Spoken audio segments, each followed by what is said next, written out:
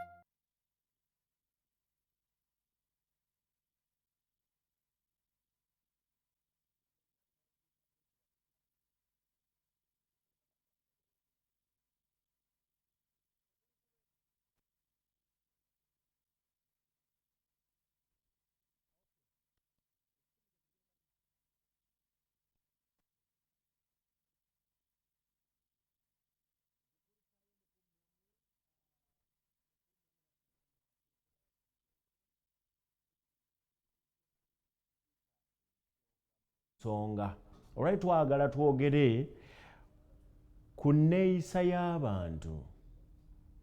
Tugenda kubeera ne Dr. Hafsa Lukwata okuva mu Ministry ya Health, Ministry y'ebyobulamu, agenda kuba atunnyonnyola atubuulira. Olwaleero bagenda ne bagamba nti bannayuganda omuwendo gulinnyidde ddala. Bw'otunuulira kuliko abantu abasukka obukadde 10 abalwadde b'emitwe. Obulwadde bw'omutwe kyagenda otunnyonnyola. Obulwadde bw'emitwe bulimu ebika bimeka. Waliwo omuntu agamba obugambi nti ndi mulwadde wa mutwe. Waliwo omuntu ajja n'atandika okulowooza ebintu mu ngeri etali ntuufu, in a reverse way. Omuntu akuba amayinja naye abeera mulala. Waliwo omulala abeera nga tatuuka ku sseeryo, abeera mu bantu be, akola emirimu gya bulijjo, naye n'akomplaininga nti nina ekintu ekinnuma bwe kiti, ate nga tekimuluma. Abasawo banoonyeza tekimuluma. Oluvannyuma bagenda okumaliza nga bagiyita depression. Oyo alina ebirowoozo bingi, ate omusawo agenda kutunnyonnyola. Bwe bagamba nti bannayuganda bangi abeeyongedde abalwadde b'emitwe, ategeeza ki? Agattiramu abalala bonna n'abalina endowooza etali ntuufu, kubanga alipoota wano zitulaga nti bannayuganda bangi abazze bakyuka. Naye nga tannaba kubeera nti ajja, nga tannaba kubeera nga atwegattako, njagala nsooke nfuna ebirowoozo okuva eri mmwe gye muli. Mmwe bwe mulaba abantu endowooza yaabwe egenze ekyuka, bwaga nti abalwadde b'emitwe kati bali miliyoni 10 najja mu Uganda, babeera batuufu? Omuntu bw'akyogera bw'ati abeera mutuufu? Gwe bw'olaba bannayuganda ddala endowooza yaffe egenze etuuka okubeera nti tuyitibwa abalalu, nti ne bw'olaba Twaha Mukiibi ayogera awo, bw'avaawo bagenda omupima nti mulwadde, era mulwadde wa mutwe. Abalwadde b'emitwe bano bye batusibako baga nti omuwendo mungi nnyo, ddala muwendo munene oba kya bulimba. Waliwo abantu abakola ebintu naawe byolaba nti si by'abantu ababala obulungi. Ojja kukuba essimu yaffe obeeko ky'oyogera, ng'ate bwe tulindirira dokita okubeera nti atwegattako mu puroguramu yaffe ey'olunaku olwaleero. Wabula okusinziira ku byafaayo byenyinza okugamba, Uganda bagiteekera ddala waggulu, bagirankinga okubeera nti y'emu ku nsi 6 mu Africa ezikulembedde mu bantu abalwadde b'emitwe, mental disorders. Uganda eri mu nsi 6 ezikulembedde okubeeramu abantu abalwadde b'emitwe. Mbeera nti mbikulabikulano ku mutimbagano kye batugamba nti Uganda abantu abalwadde b'emitwe balabika nti bangi nnyo. Ku essimu ya 07 58 166 nga bwe tulinda dokita waffe otubuulire gwe ebintu obitunuulira otya, gwe ebintu obiraba otya ku sayidi eyo. Eriyo nayo abantu abalabika nti batabufere ebintu babitwala bulungi. Waliwo kye bayita depression, waliwo kye bayita mental disorder, waliwo kye bayita madness. biyawukana naye ggwe boolaba eyo abeeyongedde Uganda abaginoonyerezaako be bagiwalana. Hello munaffe. Hello.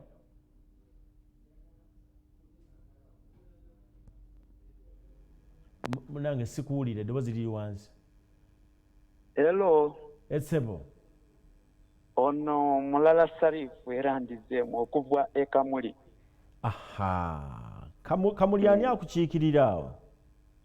Kamuli MP. Bamweta Baloda. Si Rebecca Kadaga. Oyo women MP. Atwala district yonna. Okay. Katwogera ku kyabulamu. Baga nti Uganda omuwendo guli waggulu batuufu gwe ki kyolaba eyo? Batuufu ssebo. Osinziira ku kyogamba bw'otyo? Okusinziira ifu abantu tuli mu bamirundi mingi awo tuli tetuli balwaire. Ebirowoozo eby'amaka biri ku kimu ekyatukyusa emitwe. Ebiragalalagala bye tukozesa, omwenge, enjaga, nairungi, sigala, simanyi bugolo, aye nga ekiri ku kimu ekireesa ebintu ebyo oba nkobe nti oba gavumenti aye byona byona okusinziira ku ebyo poliisi n'ebyenigiremu. Osanga n'abasawo baife minisitule ya herese ekoze enteekateeka emu ndowooza okuyingiza nibaikiriza ebintu okuyingira oba bano oba kiddeeti bya ti minisitule omutindo. Enjaga yo mumwe mugirima? Eyo enjaga tugirima. Eyo njivunaana ku poliisi kuba poliisi buli senta w'oyagana buli zoonizi erimu abanywa enjaga nga baakola negundi niputikangize nga mukamange kankuwaize ku ekimu wano wendi ndi Kamuli eri omutalo ogutuliine ne bagweta Namuningi nze ndi wakana nage tulina zooni yaife yeena Namuningi etali municipality. Njayo ndagaana nga eriyo gwendi kunoonya musawo bankaati bagire ku kisaawe kusamba mupiira. Omusawo njo okutuuka ku kisaawe kusamba omupiira ye bali kusamba nga abanywa enjaga. Omusawo ni Rwifali ng'anywa enjaga? Omusawo ni Rwif alina akiriniki mu kasenta ako n'ali ku Rwifinga abantu banywa enjaga n'abatanwa. Okitegeere kyendigezaako sikufunye bulungi. Yali alina okuvuga ka boda wamusanga ali ku njaga? Kati ngenda mu kasenta waliwo gwe nali njagala omusawo. Ntuuka mu senta baŋŋamba agenze ku mupiira. Ntuuka ku kisaawe awali omusawo nga bali mu kusamba omupiira. Naye ng'omusawo ye Rwifali arwifinga abanywa enjaga n'abatanywa enjaga nga bali mu friendly match. Oba ekyo kitegeera nga ttiimu emanyibwa nnamba y'abanywi banjaga? abanywi banjaga n'abataginywa nga n'abaana abato weebali. Kanyongerezeko n'ekirala byoyogera biri Uganda. Kanyongerezeko n'ekirala fwe we tuli okuvaawo okutuuka ku CPS municipality Kamuli gye tulimu okuvaawo okutuuka ku CPS Namuningi wano Kananage waliwo kilomita nga 2 naye chairman w'ekyalo esebo yatoola ekifo n'akiwa abanywa ab'enjaga ne bazimbako egundi kampu ey'enjaga. Oba okitegeera byogera biri luddawa Kamuli chairman w'ekyalo imwe abamidiya njagala mujje eno yesimu yange onkubira esimu otuukewo nkulage nti kikyo ate kiri kumpi nakkubo erigenda Bukungu ku Mmenyi. Era enkuba bw'eba etoonya bava eri mu gundi mu kampu yaabwe ne bayingira mu nju ya chairman w'ekyalo ne bakola ebyabwe banywa sigala omwenge amairungi biki buli kimu. So kozezeeko emabega dokita yali agenze kuwagira banywi banjaga oba wamusanga ono omusawo yali Rwifali namubuuza nti kiki kyokola olowooza singa ab'enjaga bawangula bano abeegundi elo abaana weebali nga balaba singa ab'enjaga bawangula omwana afuna kifaananyi ki oba okitegeera ekitegeeza Kamuli teriyoga nti poliisi erina kyekola erina kyekola kinene nnyo ku bano enjaga okukitumbula kuba ebongera bwa security endowooza oba tweyanza nnyo tweyanzege njagala okuba essimu otubuulire gwe mu bitundu gy'oli ebintu bitambula bitya bagenda tugaa nti abantu abatabuka emitwe beeyongera gwe obalabako eyo ekifaananyi kyenfunye okuva e Kamuli era essimu zino nnungi nnyo bannange ani yali kiŋŋambye abanywi b'enjaga e Kamuli balina ttiimu y'omupiira nkutidde halo munaffe sebo gyebaleko kale ssebo naye gyebale ssebo amannya aganze Ggwanga ssebo baana ba kintu naye luzzi naye kankubuuleko kale abantu abasinga obungi bajja ne babeesingira ku ekyo nga bagamba abanywi b'enjaga singa oga nti abavubuka naye ogambye generali abantu lwaki bafaanana ng'abagwi b'eddalu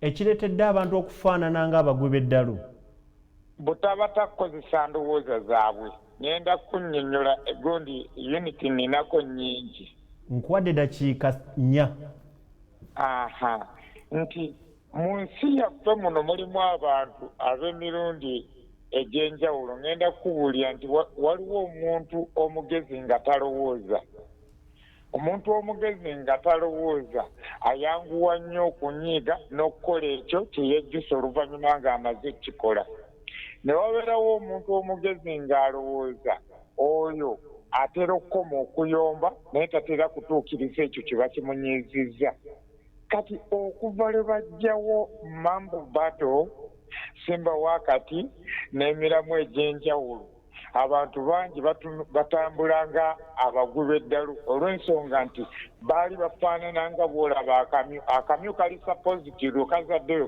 kawaka kati n'abantu baali batandise okubeera mu mbeera eyo nga gundi yaabwe memole yaabwe ngemanyi nti bafulumya bwe bayingiza bajjamu obwongo ne babuwa bannayuganda ne bayingiza ate obwo bunaababeezaawo okusinziira ekyo kye baba baagala kati endowooza ezo okuva lwe bazijjawo omuntu okuba nga tebamukkiriza kweyogerera ekyo kyaba asaana kwogera kibaleetera okwemummunya mu nda zaabwe ekivaamu ne baatula abalala n'okuseka ne baseka nti omuntu alowooleza omuntu alumwa aba alumirirwa omuntu alowooza aba alowooleza era kyova olaba abantu abatera okulumwa nga balumirirwa be bawulira nga babasanga mu bintu ebitali byabwe nasanga oli nga gundi bamukubye nsubira nawe oli omu kubalumirirwa kubanga olumwa kwekyo wandibadde tokireeta omulamwa senga obadde tolumwa naye ogenda n'oga nti lwaki nze nfaanana bwe nti ate gundi afaanana bweti kitegeeza oli omu kubalumwa era nekikuleetera okulumirirwa omuntu alumirirwa atera okusiŋŋaanibwa mu bintu ebitamukwatako oluusi n'okufaafa mangu ekyo kyokimanyi alumirirwa agenda nnyo mu bitamukwatako omuntu alumwa aba alumirirwa atera okuba nga atera okufa amangu olw'ensonga nti ayingirira ebyo ebitamukwatako naye naturally baba bakimutonderamu olw'ensonga nti alumirirwa nga bw'olaba omusirikale asobola okukwata emmundu n'akuuma ewuwe n'abo abamulinaanye naye bamuteekako nti genda okuuma aluwa gy'atalina mwana wadde omuki kitegeeza nti bamuyingizamu sisitimu erumirirwa nekimuleetera okukendeeza obulamu bwe era okuyingira amagye kubakendeeza bulamu bwo naye kilwaki lwakulumirirwa kati nzira ku mulamwa nti abantu bano boolaba batambula nga bamuwubwe oli ne yeesisa mu budde bw'okunoonya ssente ate oli n'anyiga mu budde bw'okusanyuka lwakubajjako ndowooza zaabwe gavumenti yagaana okusasula okutegeera kw'abantu ate bwemala okugaana okusasula okutegeera kw'abantu ate nebagaana n'okwogera n'okufulumya okutegeera kwabwe eri abo nga tebakusasulidde kyofulaba buli muntu yenna alinga atalaba atawulira atategeera olw'ensonga nti amagezi mangi ge balina ne bawulira ebintu ebikolebwa mu gavumenti ez'enjawulo n'eya Buganda gavumenti n'eya wakati gavumenti n'ey'amadiini gavumenti naye nga bawulira nti oli ayogera ku leediyo ng'alina ansa y'ekyo kye boogera naye ng'akyogerera ku leediyo alimba kirimbi kati ate ye nga biyo baamugaana kyogera Jjuuko nagamba wangi baaba ng'omaliriza eyo gy'owangalira olabayo okubanyuba enjaga abanywi b'enjaga eno gye bali n'abakuba amatatu naye ekibaleetera okuba amatatu owuliriza ekibaleetera okukuba amatatu okukubayita okweyiiya oli ajja waliwo bano abeetikka emiti gino egyokya bulooka okiwulira kati abeetikka emiti egyokya bulooka bali buli mmotoka bayinza ogitikkako abantu 3 oba 4 ne bafuna emitwalo 2 oba gumu kitundu ne wabaawo n'abeera n'3,000 ng'ateeze ng'agamba nti abo abeetisse emmotoka bwe bajja nkuteeke wano kalinatatu kange nina okulwana okulaba nga nfune akakaaga akentwalira omukyala waka n'abaana olwo bakuba amatatu ga ssente amatatu ga ssente naye nga kuba kweyiiya kati oli ayeetisse n'atikka emmotoka agenda okuleeta omutwalo gwe bagumuggyeko eyeetisse emiti ajja n'emitwalo gye ebiri oba omutwalo ng'ayagala aweze emitwalo 3 ye ekibalo kye kya mitwalo 3 oba 2 ne bazikuba ate ono eyamuteeze ayina 2,000 ayagala aweze 7 ogenda okakana ng'oweesatu tasigazza ogenda okulaba nga ow'ogumu ekitundu bwajjagaga gundi bw'oli nti oli bakaleete kati ng'ono ow'essatu alina ekigendererwa nsi eyeetisse talina kigendererwa naye eyeetisse emiti ekigendererwa kijja nga bamaze zikendeeza kuba nze embeerawo nga bagazannya ogenda okulaba ono ng'akubye abadde ow'essatu ayinamu 8 kati ate ono gwe bakubyeko 5,000 ng'aga nti nze yeetisse emiti ne batwala 5 zange asikkiriza nga yeeyongera kwesokola olwo olunaku ogenda okulaba baatandise essaawa 2 zirimu 2 za kiro kaakati ono bwe bamala omukuba eyeetisse emiti ne bamukuba esente ne bazimalamu asigazaamu 1,000 ng'agulamu omuti gw'enjaga ng'atandika okufuuwa olwo atandise okulowooza emiti bwe gimumenye taliddeeko takoze eki ekivaamu ng'abeera ku njaga eyo kwekimufuula nga zonto olw'ebirowoozo eby'okumugyako nti yabadde alwana kwongerako ne bazirya Jjuuko nkwerekereza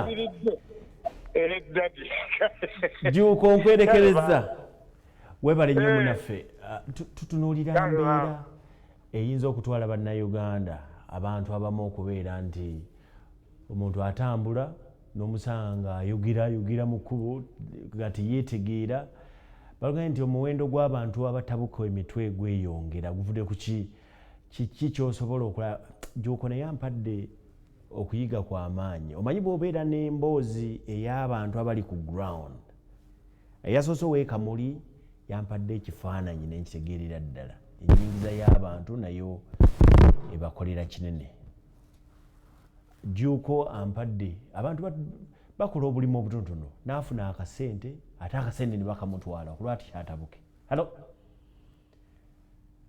munaffe njagala ompe embeera kiki lwaki osuubira bannayuganda beeyongera okutabuka emitwe halo sebo esebo webale kuteesa bulungi sebo esebo lwaki bannayuganda beeyongera okutabuka emitwe hello just ebyo biba bizibu amannya ne woosinzidde nsinzidde wano kyannamukaaka kiri luddawa kiri eno kawempe gandi eno wansi mu banyi b'enjaga wangi nsinzidde eno kyanamukaaka ku banyi b'enjaga naye kyenteesa nze esebo sikiriziganya na muntu ayogera ku njaga kuba eno enjaga etukoledde ebyamagero oginywa oba ogirima nze nina n'endimiro zange zirimu enzija akasente emirimu gyabula mbuulira mukola mutya mukolagana mutya ne poliisi nebalekawo poliisi twagivaako kuba naye enywa wangi genda mu maaso sebo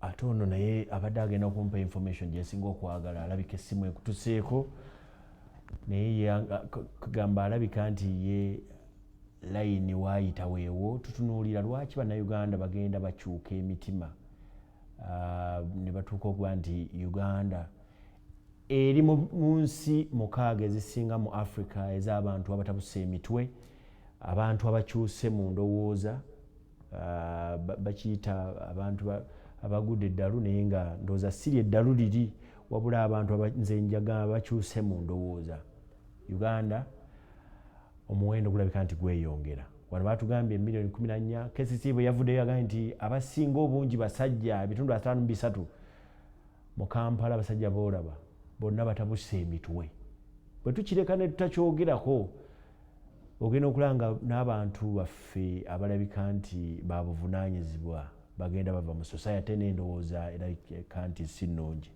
halo kuba essimu eyo obeeko kyoteesa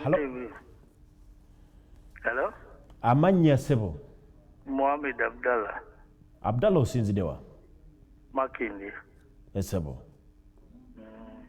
ati ene simanyi bulungi Luganda naye kangezeeko you can use kozesa olulimi lwosobola okay kati nze kyemmanyi ndaba nti enjaga kwegamba kati biringa kwegamba the youth community they are in big problem.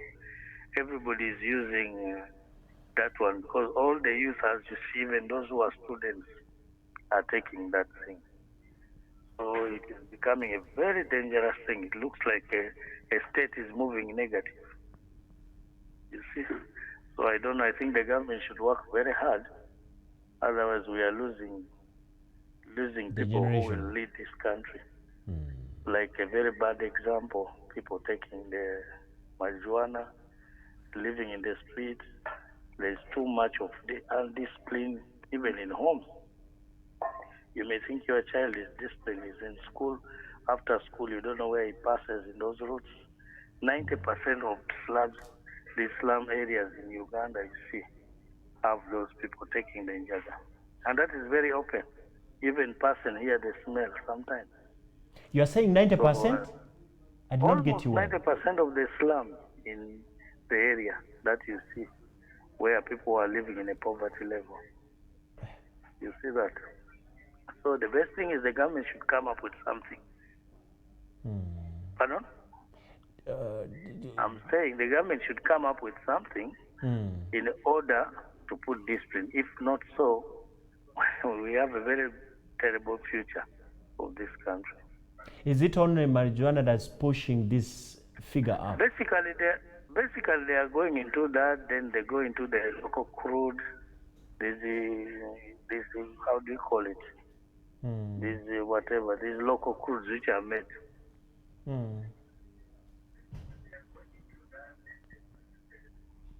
Hello? Yeah. So that is what is happening.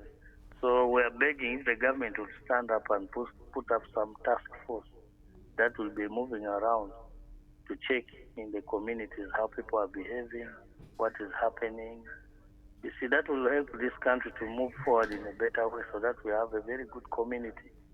Otherwise, we are losing. You see the borders, the way they behave in town. 90%, they're about almost a big percent of borders are taking that. There's a time I was moving in border. When I asked him, why do you take this thing in order to ride that? When we ride, we enjoy it. You see? And even the way is very clear for us. You see, we are happy. And it's true. That's why you see a lot of accidents happening. People don't even respect traffic laws. So those are all you can see. We are moving negative, you see. We are moving negative. So the government should wake up. Are you in much in the east or west? Yes.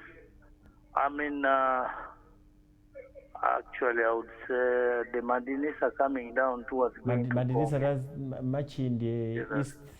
Who's the RDC? If you move around, you see, you don't need to be told, actually. Unless you have not moved around and see things. You just need to put up something that can help the youth to come out of that mess. Thank you, Abdallah. You're Thank welcome. you. Thank you so much. Abdallah is from Makindye. Bana endowooza yammwe ku kiki ekiyinza okulaba nga kirinnyisa omuwendo gw'Abannayuganda abalabika nti batabuka emitwe. Owulidde nti simanyi lwaki naye abasinga obungi basimbye ku kyenjaga. Enjaga enywebwa buli wamu. Bagaye nti omuwendo ogusinga ogw'abavuzi b'ebodaboda banywi banjaga, ekyo nakyo nkitidde kubanga bodaboda zikozesebwa abantu bangi. Naye ogenda n'olaba omuntu ng'avuga bodaboda mu butuufu naye ono oba alowooza bulungi engeri gy'ayisaamu naye nga alabika akyamuse waggulu. Nze nno nabadde ndowooza nti omuwendo gwe batuwa miliyoni 10 n'emmeka nti z'abantu abatabuse emitwe abakyuse emitwe mu ndowooza nti munene, naye okusinziira ku masimu genfuna sinafunayo anzikiririzaamu. Kuba essimu otubuulire kati nabatadde dda mu kuba amasimu muteese ku nsonga erabika nti Bannayuganda bazze bakyuka endowooza evudde ku kiki ekirina okukolebwa. Hello. Wangi. Sebo amannya ne wosinzide. Ono Kakoge Hassan okuva e Bugiri. Bugiri agamba ki? Bugiri mulungi enkuba mpitirivu. Amazima amatuufu muleme okulowooza nti enjaga yokka yeetabula emitwe. Tuweeyo ekirala. Embeera embi eri mu nsi esobola okutabula omutwe.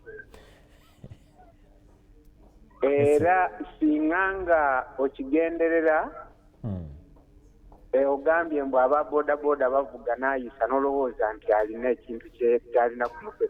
Stress gy'alina embeera embi ekutuusiza ddala n'okutabuka omutwe. Era ebintu nga bikyalinnya nga ssente tezikyalabika mukyayongera okufuna abatabuka emitwe. Nvuddeko. Tweyanzege. Hassan okuva e Bugiri agaye nti embeera embi esobola okutabula buli kimu. Tuli bamukisa nti dokita naye atwegasseeko bye muteesezza ngenda bimuyitiramu lukwakwaya era awo abatandikira twagala ayongereko. Abantu endooza yaabwe egamba nti okunywa enjaga kukoze kinene. Oyo asembye agaye nti embeera embi poverty, obwavu obuli mu bantu nerabika nti omuntu tasobola kubeera nga yeetuusaako kyayagala. Yembeera embi erabika nti nayo ereese embeera eno. katuwummulemu ko katono tukomewo ne Dr. Hafsa Lukwata atunnyonnyole kiki ekiva mu ministry y'ebyobulamu era abantu lwaki batabuka emitwe.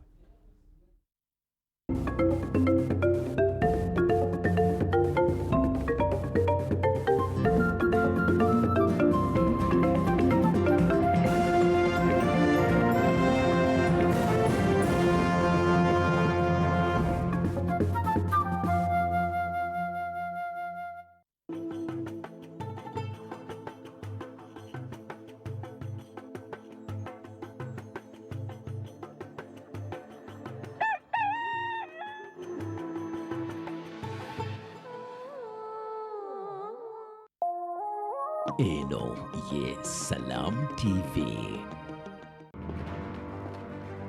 Football is always for the fan. The fan who proudly waves his club's colors. The one who is always looking forward to the next game day.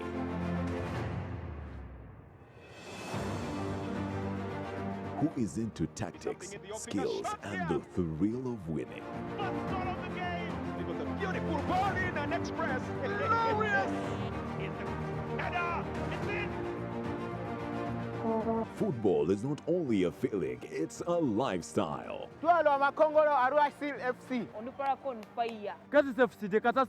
Catch all the action of the Star Times Uganda Premier League only on Sanyuka TV. Let's raise our flag. Brought to you by MTN, the official broadcast sponsor. Everywhere you go, MTN. In association with Rubies, making your life's journey better. Plascon, color your world. Abade Zax Investment bakwanjulira S2R ekika kya spray yasigika ekigumu ate nga kitukana n'omutindo ogwa pikipiki ennene n'entono. Tulina spray owa Yamaha YBR 125, XTZ 125, Cracks Calasso DT 125 ne Edge 10. Tulinawo ne spray omulala yesigika owa Honda XL 125 L empya, NXR 125 ne XL 125S enkadde. Spray waffe asangibwa mu matundiro ga pikipiki wonna mu ggwanga. Osobola n'okutusanga ku kizimbe kya Shamba Complex edduuka namba 27W mu maaso g'akatale k'ewa Kisekka. Oba tukubire ku ssimu noti 774 709 258 oba eya WhatsApp noti 752 709 258. S2R yespeyo w'oddala eyasigika ate ng'atuukana n'omutindo.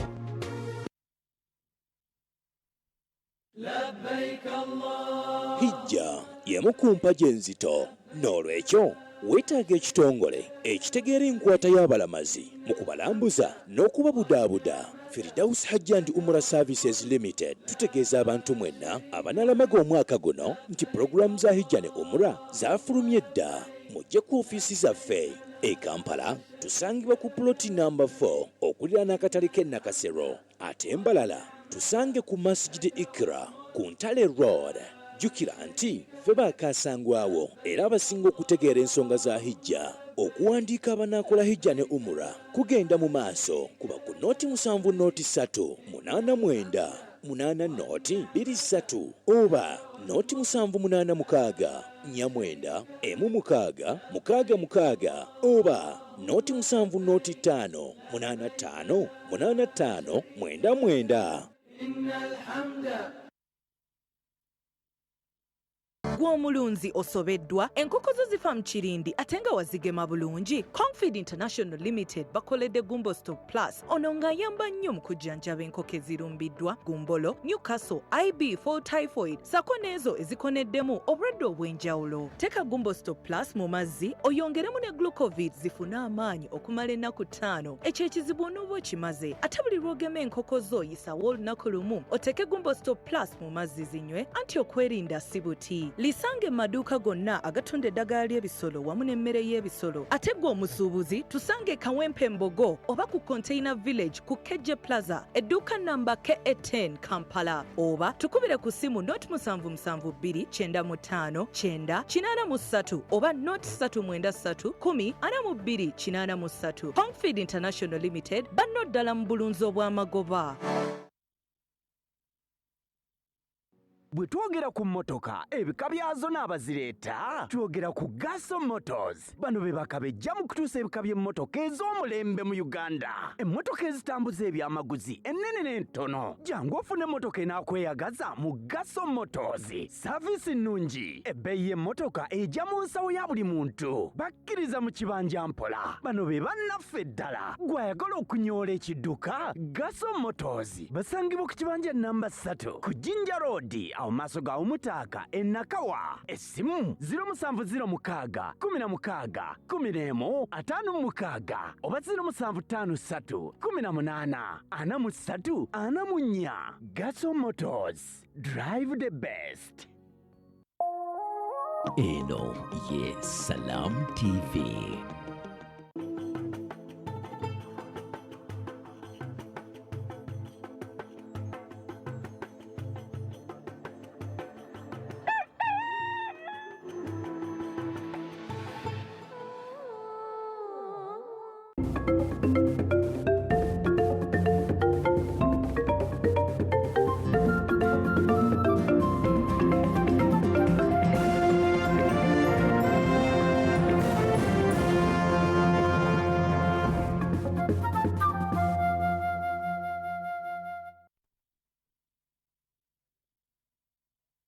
So program Omukeeze ku nsonga musanyusiza nnyo ti Dr. waffe abadde tanaba kutuuka amasimu ge mukubye gonna gabadde ku mulamwa endowooza y'abantu enjaga ebiragalalagala ebitali bimu. Dr. atwegasseeko okuva Ministry of Health, Minisita y'ebyobulamu ye Dr.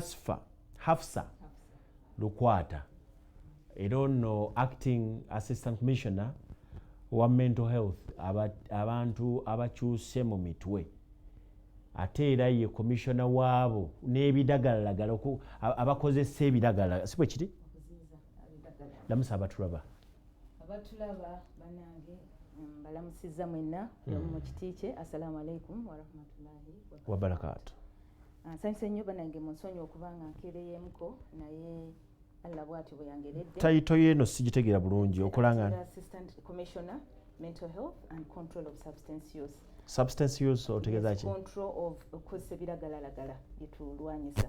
Ekitongole kyange kyekirwanyisa bakozesa ebiragalalagala. Ebiragalalagala otegeeza ki? Mu Uganda ebiragalalagala mulimu ki na ki? Ebiragalalagala byabika bingi nnyo naye nga ebisinga okubeera ebikozesebwa ennyo mu Uganda tulina enjaga omwenge nayo biragalalagala nakyo kiragalalagala. Omwenge si mazzi, omwenge si ddagala. Genda mu maaso. Omwenge enjaga tulina shisha oba abasinga basinga kati banywa shisha naye nga sigala sigareeti ne mulimu ne kati mulimu abantu banywa ne cocaine. Cocaine mu Uganda mwali? Yes mwali era tumulaba nnyo mu bifo ebimu naddala ezo ghettos ez'abantu abalimu abagaggagagga kati nga ekansanga awo side zaawo abantu bakozesa nnyo enjaga bakozesa nnyo cocaine ne heroin kati kubanga abazungu bebasinga bikozesa kati abantu abawangala n'abazungu abo naye waali nabo babeera nabyo ebiseera ebisinga.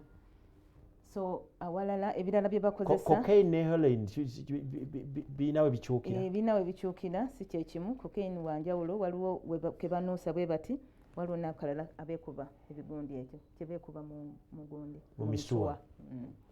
Gwo bivunaanyizibwako biremesa ebyo. Ffe tuvunaanyizibwako okuteekateeka biyingira kati ffe ng'abasawo ffe saidi yaffe eya health tukwatagana naku kujjanjaba ebivaamu mu kukozesa ebyo n'okuba nga tunnyonnyola abantu nga tubabuulirira nga tubabulira obubi obubirimu kuba abantu abasinga bakozesa ebiragalalagala bino nga tebamanyi yalaba bulabi munne kwegamba naye kimunyumira nange kangezeyono hayihayi ebyo kubeera ne bannoba olaba abantu ndaba banyusa akantu kiki kino nawe nogezaako booti noyingira abaana abawala nabo kati abaana abawala be basinga obungi actually olunaku lwajjo twabadde bangi nnyo be basinga okukozesa ebiragalalagala bino kubanga abantu be babijjako be babibawa abaana abawala besembereza nnyo kale abo abazungu ababa batambudde ababa bazze nga balina kasente bwe biti ate luusi bajja n'ebiragalalagala ebyo kati nga babibawa naye nga omwenge ng'omwenge gw'abasajja be basinga okugunywa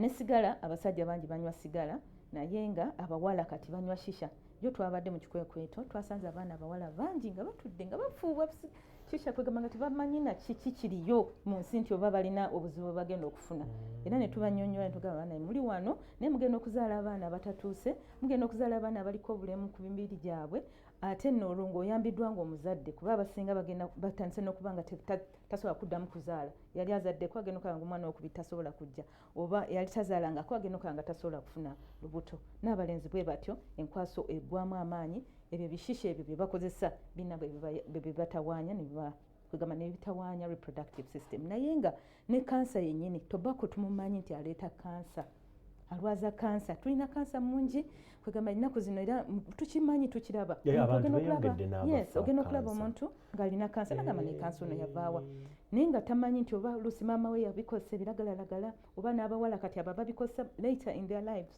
myaka nga 4 kati bali 3 bali 25 naye bwatuuka mu myaka 4 ebintu bino biragalalagala nga bitandika Dokita ontwala speed waloke speakinze okwogeddeko mayinze mbadde ogambye nti omuzadde we nga yanywa yabikozesa yes oba yawangaliranga kansa asiigibwa kansa tasiigibwa naye nga ayinza okutugenda ku mwana okutulira yes atulira agenda like in families oba kati bw'obanga olina olubuto n'okozesa ebintu ebireeta kansa you can pass on that thing ku mwana wo n'omwana wo n'atandika okufuna obuzibu oba n'azalibwa nga bulina oba mudda n'abanga ajja kukola ki ajja kufuna obuzibu obwo so kati bamaama twetaaga nnyo bamaama bano tubabuulirira mufube okulaba nga temukola bintu bimu mubirekere bali abalala kale bwe kibanga mukyagala nnyo mukyerekereze kubanga tomanyi kiki ekigenda kukukosa kiyinza okukosa gwe ng'omuntu oba okukosa omwana wo gw'ogenda okuzaala so kati ebiragalalagala bitambulira mu musaayi so bibaamu omwana ayinza okusharingako ku biragalalagala bino by'okolesa kati n'obifuna n'omwana wo n'abifuna ate ye n'afuna obuzibu later in their life. Commissioner otuukidde wano waliwo ripooti gye nsomye wano simanyi oba mutuufu ebadde endaga era n'abantu baffe ne mbagamba ebadde endaga nti Uganda eri mu nsi omukaaga ogusinga okubeera nti gulimu abantu abatabufu kituufu? Yes kituufu era twabagambako nti tuwera n'obukadde 14 obw'abantu abalwadde b'emitwe mu Uganda wano era nga kyenjagala obagamba nti betugamba nti omulwadde w'omutwe yaliwa kwegamba nti olwadde omutwe buliwa abantu abalwadde b'omutwe mutegeeza baluwa definition eva mu WHO bakale ekitongole eky'obulamu ekyebweru kiraga nti omuntu omulwadde w'obwongo yoyo atasobola kwesalirawo afuna obuzibu mu kusalawo kwe afuna obuzibu mu kubeera ne banne relating forming relationships gain meaningful relationships buli muntu tubeera ne mukwano naye ogenda kuba muntu oyo nga tasobola kubeera nga abeera ne banne bulungi ogamba emikwano gye giri very shallow nga tasobola kubeera n'abantu either abatya oba tasobola kweyogerako singa aba alina ekizibu bwe bityo kati mulimu n'okubeera muntu nga alina obusungusungu yes nga tasobola yes kwekuuma busungu bwe yes ate waliwo obusungu obungi naye waliwo n'omuntu omulala n'asirika nga ye tasobola nakwejjayo kwegamba kumala kintu ng'omuntu we yalibadde nti n'ayogera ekiba kimutawaanyiza ono ye aba tasobola kweyogerako kimutawaanyiza kati mulimu n'ebirala omuntu n'atawaanyizibwa okulya kuba tulina n'obuzibu obwo obw'okulya abantu abamu balya nnyo nga ye mu kulya ennyo yakulya oba n'abalala okuba nga talya kwegamba embeera ezo zonna kiba kitegeeza ku bwongo kuliko ekikyamu n'okwebaka kwennyini era nzize nga nkyogera omuntu w'obulwadde w'obwongo aba teyeebaka bulungi aba atawaanyizibwa either yeebaka mangu n'azuukuka edda mu gundi ekiro n'azuukuka n'aba nga tasobola kuddamu kwebaka oba n'aba nga oluusi tasobolerako ddala kwebaka oba n'aba nga yeebaka nnyo kwegamba ebintu bino obubonero buno bungi nnyo mu bantu betulaba kati omuntu agenda kukola nabanga kumpi taliiyo ng'azze okukola naye nga takola ki nga taliiwo muki obwongo bwe tebuli wano owulidde teyeebase oba akozesa ebiragalalagala mu ngeri y'okwagala ebiragalalagala bino byaffectinga bitya endowooza y'omuntu n'obwongo bagwa oli musawo bimbuulire birina engeri bbiri waliwo ze tuyita ezi-exciting omuntu n'abeera nga yenna ali joli ne mubamu n'endala eziri depressant omuntu n'abeera nga kwegamba kimukuba oba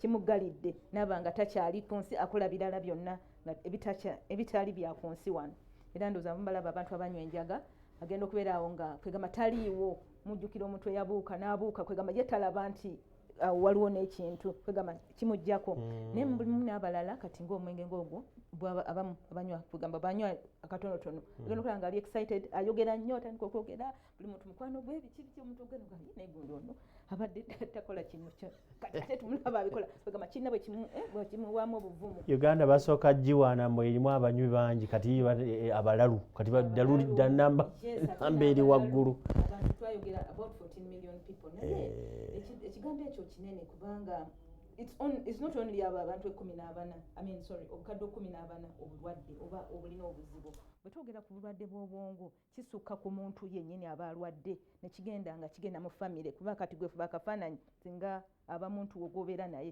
gambe kale omukyalo oba omwami gobeera naye nga mulwadde gw'onoobeera mulamu naawe obeera mu mbeera mweraliikirira oba tugeze kukola ki oba agenda kunkola atya oba tugenda kwegamba ebintu bwe bityo naawe wennyini abantu abamulabirira abamuli okumpi bonna babeera nga nabo bafuna kwegamba obukosefu bakosebwa olw'okuba obulwadde bw'oli ne bwekuba kunywa kwokka mulaba abantu abalina families abantu abanywa omwenge oba abanywa ebiragalalagala mulaba ekizibu kye baleeta mu famire omuntu yennyini aba akinywa atawaana either asula mu kkubo oba babeera mu misango buli budde era bayita ggwe ng'omuzadde oba ng'omuntu amuli next gwobeerawo nga kwegamba gwomala ensonga zonna oba yabbye oba afunye obuzibu kwegamba gwobeeraawo nga gwokiriko ekintu ekyo kikulemesa okukola gwe nga gwe kuba ne bwoba nga ogenze kukola ng'omwana wo ewaka nga yafunye ekizibu bwekiti oba omwami wo oba omukyala tosobola kukola bulungi miki mirimu so kati at the end of that day tugamba yes depression naye as a country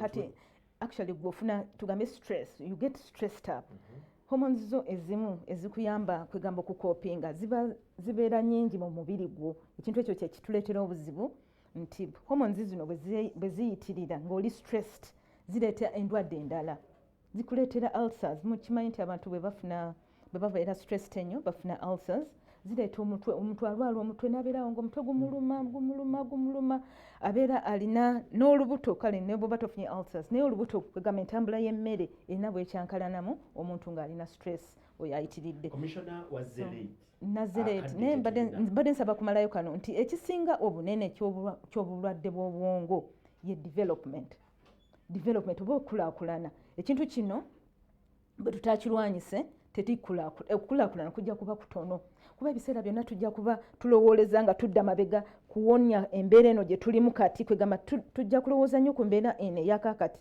tuleme kulowooza mu bituzimba mu maaso so kati bwe buzibu obusinga obunene nnyo mu bulwadde bw'obwongo n'okukozesa ebiragalalagala ddaka bbiri kale kakati ebyokukola biba bingi banange era ate abasinga tubikola naye tetubiteekako nnyo mulaka ekisooka kwe kwemalako stress nzize nga tuli mu jaamu muyitirivu nengamba naye bannange omuntu we naatuukira naaba ntunula ntya nengamba nka neewe emirembe nemekola ki nemekubeera nga ndi stressed nnyo nkoze ntya waliwo adhikaali zange zembaddeko kwegamba nga kunzijja mu kintu ekyo ekigenda okubeerawo nga ki tolowooza nnyo ku kiri kasita obeera nti otambula naye nofuna ekikupayinga nekikuggyako ku bintu ebyo ku birowoozo ebiyitiridde ekyokusaba ekyo kikulu nnyo tugamba nti abantu abali spiritual oba abantu abasaba balina engeri gye bakakanya embeera zaabwe ne babeera nga kwegamba tebawankawanka nnyo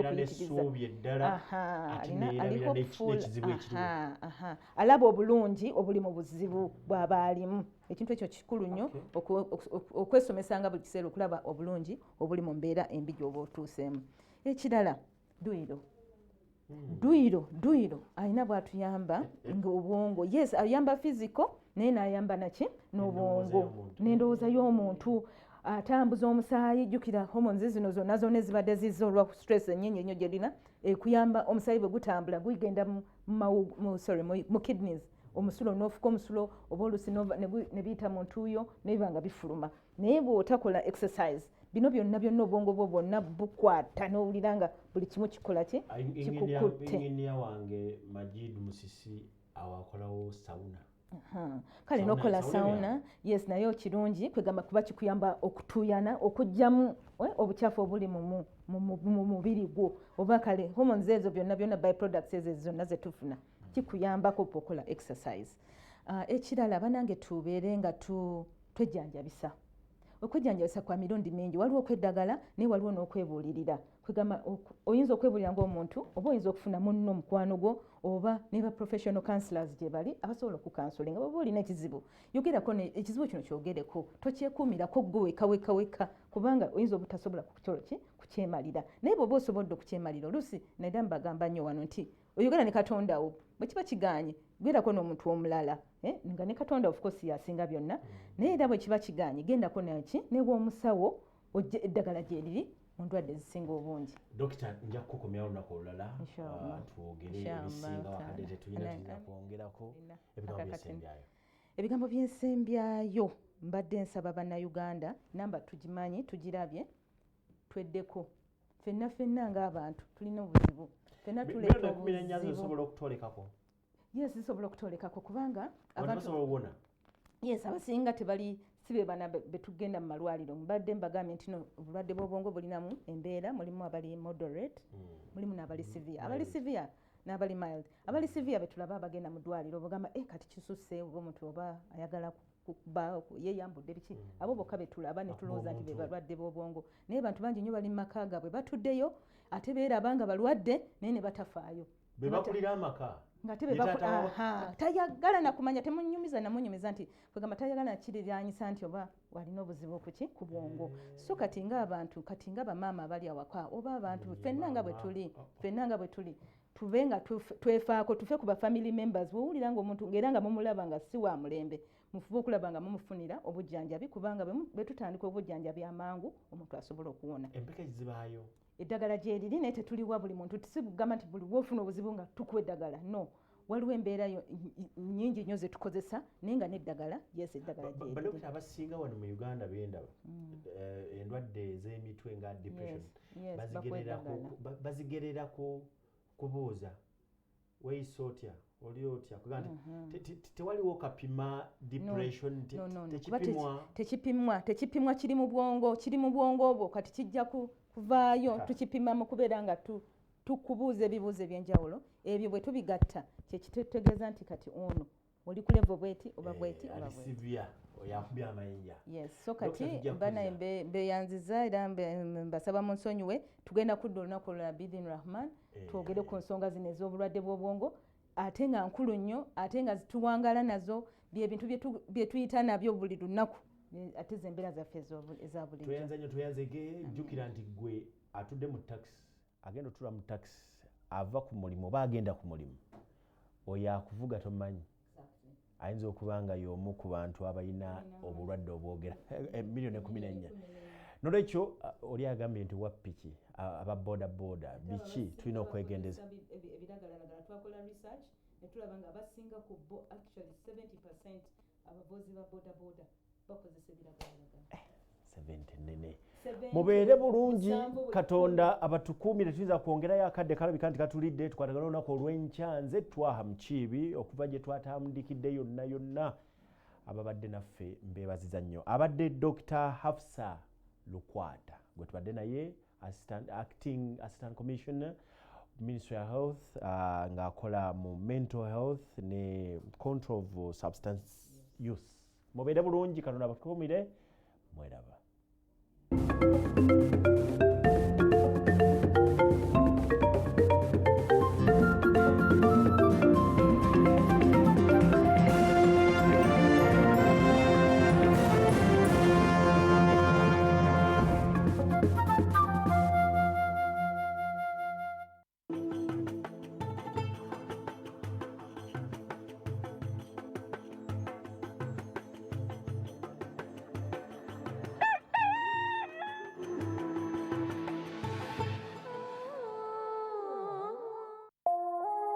eno ye Salam TV.